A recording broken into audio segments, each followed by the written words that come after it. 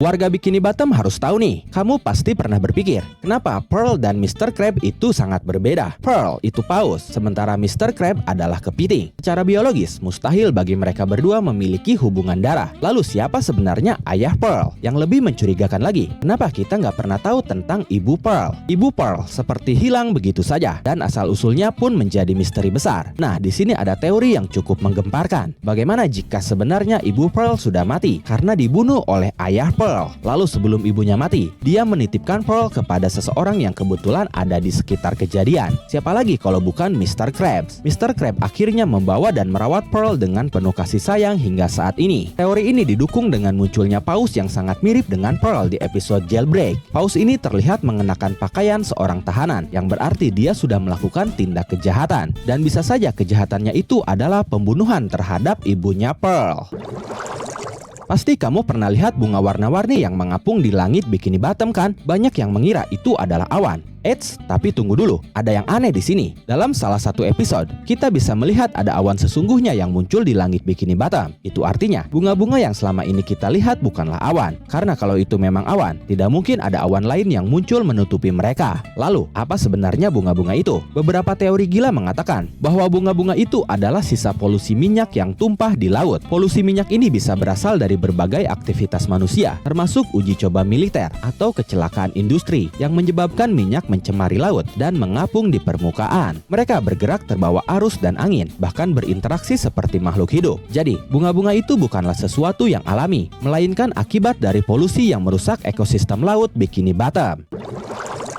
Ada satu episode SpongeBob yang kelihatannya biasa aja, tapi kalau diperhatikan lebih dalam, ternyata menyimpan misteri yang mengerikan. Di episode Plankton's All Chum, Plankton membuang semua eksperimen camnya ke seluruh Bikini Bottom. Kota jadi tertutup oleh cam, mirip seperti salju. Tapi ada satu detail yang benar-benar menyeramkan dan sering terlewatkan. Dalam adegan itu, ada satu ikan yang memegang sepotong cam, dan di dalam cam itu ada sebuah jari kaki manusia. Ya, kamu nggak salah dengar, itu jari kaki manusia. Lalu dari mana asalnya jari kaki itu? Ada teori gelap yang mengatakan bahwa jari itu berasal dari sisa-sisa korban kapal karam atau kecelakaan pesawat yang dimakan oleh ikan-ikan di laut. Fakta menariknya, cam itu sebenarnya terbuat dari ikan-ikan mati. Nah, ikan-ikan di laut bisa saja memakan tubuh manusia yang tenggelam akibat kecelakaan. Tapi ada bagian tubuh manusia yang tidak bisa mereka cerna, seperti jari kaki atau tulang kecil. Dan saat ikan-ikan itu mati lalu diolah menjadi cam oleh plankton, sisa-sisa tubuh manusia yang tidak tercerna itu bisa saja masih ada di dalamnya. Jadi secara tidak langsung, cam buatan plankton bukan hanya berisi ikan mati, tapi juga bagian tubuh manusia. Mermaid Man dan Barnacle Boy, dua pahlawan super di Bikini Bottom, sebenarnya punya asal-usul yang cukup aneh. Mereka dikenal sebagai manusia, tapi ukurannya kecil banget, sama seperti ikan-ikan di Bikini Bottom. Hal ini ternyata ada hubungannya dengan teori radiasi nuklir di Bikini Atoll. Ledakan nuklir itu menciptakan radiasi yang membuat semua ikan bermutasi dan bisa berbicara layaknya manusia. Radiasi inilah yang juga mengubah SpongeBob dan semua warga Bikini Bottom menjadi makhluk hidup yang berperilaku seperti manusia. Namun, radiasi itu tidak hanya berdampak pada ikan-ikan saja, tapi juga pada Mermaid Man dan Barnacle Boy. Ukuran mereka yang jauh lebih kecil jika dibandingkan dengan manusia biasa. Ternyata karena mereka memang bukan manusia biasa. Mermaid Man dan Barnacle Boy sebenarnya adalah mainan action figure yang jatuh ke laut. Radiasi nuklir itulah yang membuat mereka hidup dan beraksi sebagai pahlawan super. Selama ini kita pikir cuma Mr. Krabs dan SpongeBob yang tahu rahasia resep Krabby Patty. Tapi ternyata ada satu karakter lagi yang tahu seluruh isi resepnya. Dan yang bikin kaget bukan Plankton, tapi Karen. Ya, istri komputer Plankton itu sendiri. Dalam episode Friend or Foe, kita diperlihatkan asal-usul Krabby Patty pertama kali diciptakan. Dan di situ ada satu momen penting. Karen bilang dengan santai, "Aku merekam semuanya dan menyimpannya di databankku." Artinya, dia melihat seluruh proses pembuatan Krabby Patty, bahan-bahannya, dan bahkan hasil akhirnya. Jadi secara teknis, Karen tahu rahasia resep legendaris itu. Lalu muncul pertanyaan besar, kalau Karen tahu resepnya, kenapa dia nggak pernah kasih tahu Plankton? Apakah Karen sengaja merahasiakannya karena nggak mau Plankton terobsesi terus dengan Krusty Krab? Atau dia punya rencana yang lebih besar dan selama ini cuma menunggu waktu yang tepat? Gimana menurut kalian? Apakah Karen ini istri setia bagi Plankton? Atau justru agen rahasia yang menyimpan rahasia besar Bikini Bottom?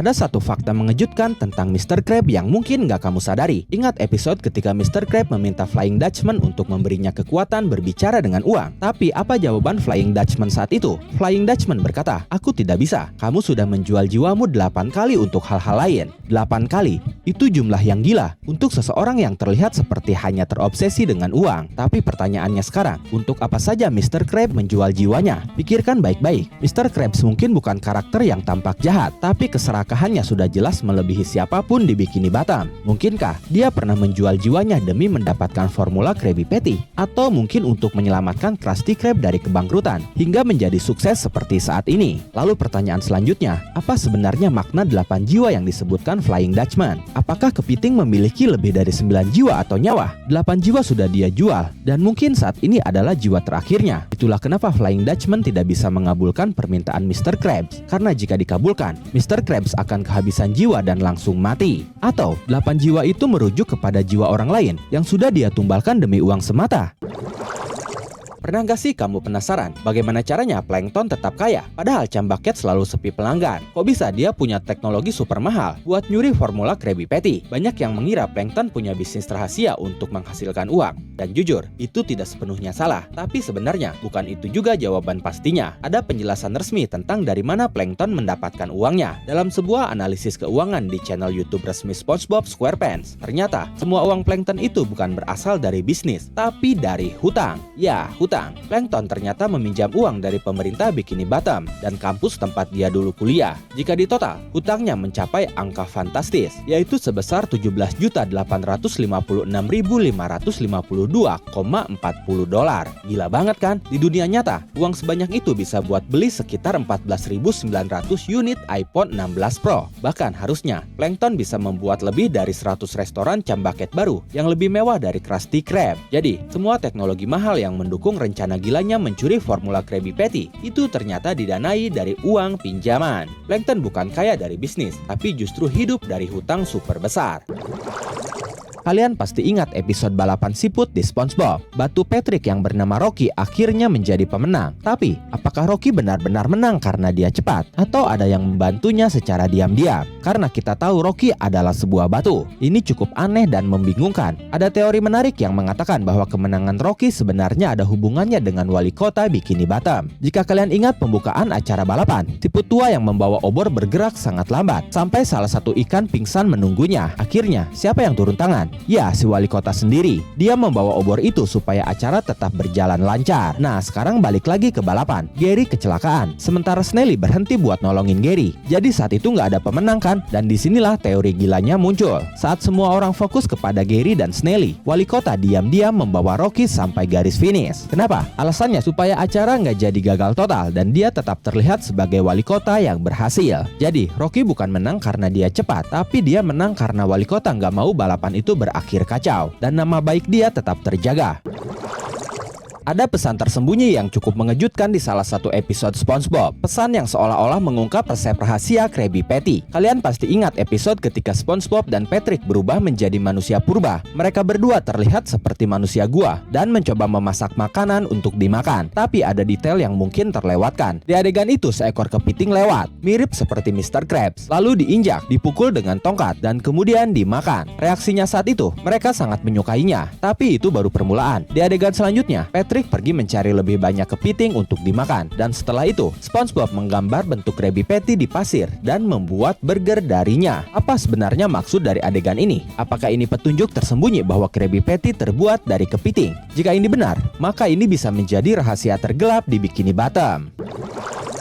Ada satu adegan dalam episode Wishing You Well yang membuat orang-orang bingung. Squidward tiba-tiba mengatakan bahwa dia takut ruang sempit alias claustrophobia. Tapi ada yang aneh dari ucapannya. Kita tahu pasti Squidward itu adalah gurita. Bukankah seekor gurita itu justru suka merayap ke tempat-tempat sempit? Di dunia nyata, gurita terkenal suka masuk ke celah karang, bersembunyi di botol, bahkan melipat tubuhnya untuk masuk ke ruang terkecil. Itu insting bertahan hidup mereka. Jadi kenapa Squidward malah takut ruang sempit? Itu tidak masuk akal. Nah, ada teori menarik dari para penggemar. Mereka berpikir bahwa Squidward sebenarnya tidak benar-benar takut ruang sempit. Dia mengatakan bahwa dia klaustrofobia supaya SpongeBob dan Patrick tidak terlalu dekat dengannya. Squidward kan memang terkenal tidak suka diganggu, apalagi oleh SpongeBob dan Patrick yang selalu membuat dia kesal. Jadi, apakah Squidward benar-benar takut ruang sempit? Atau dia hanya cari alasan supaya bisa menjauh dari dua tetangganya yang terlalu usil? Dalam episode Best of the West, ada satu adegan yang terlihat konyol, tapi ternyata punya makna tersembunyi. Saat itu, SpongeBob versi koboi dari SpongeBob dengan percaya diri memesan segelas susu ke Squidward. Tapi yang bikin aneh, dia nambahin kata 2%.